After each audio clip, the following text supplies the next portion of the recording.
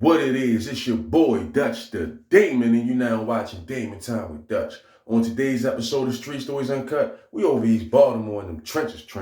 Now, this situation took place many moons ago.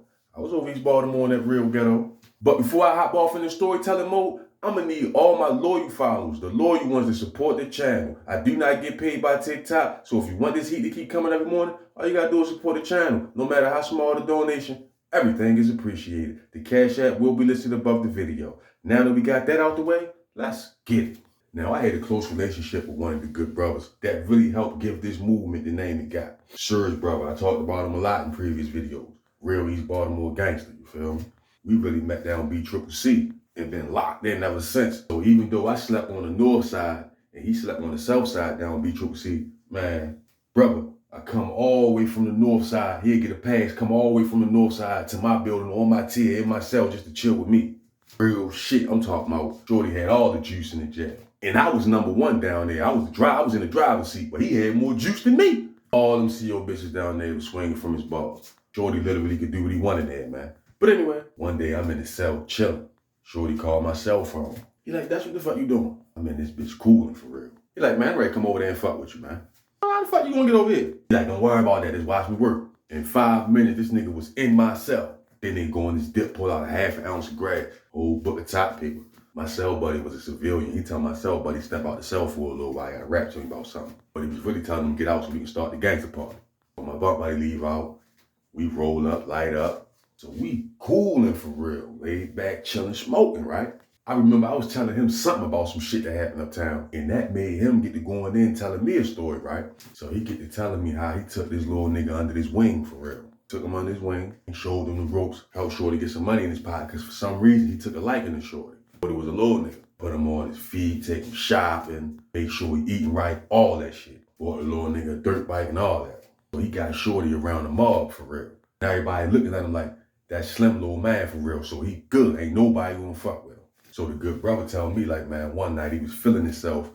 Him and Shorty went over his grandmother's house, the good brother grandmother's house. Brother took him down in the basement, showed them the straps, showed them the safe and all that shit. He just felt like that was his little nigga for real.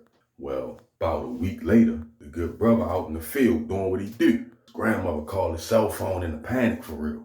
So he like, calm down, Granny, what's going on? She tell him some niggas in masks kicked in the door, went straight down the basement and got everything out of there.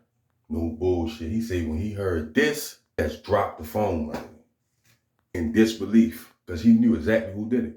Only one motherfucker knew where that shit was at, and it was Shorty that he put up under his wing. He said he hurried up and rushed back to the spot, door all kicked in. They done rummaged through the house, tore the basement up, took everything. He had to asking his grandmother, like, did you see any of their faces? He's like, no, they had on masks. She was like, but one of their voices I recognized. Like, remember the guy you had in here a little while ago, the short guy? That's who it sounded like. But bro already knew.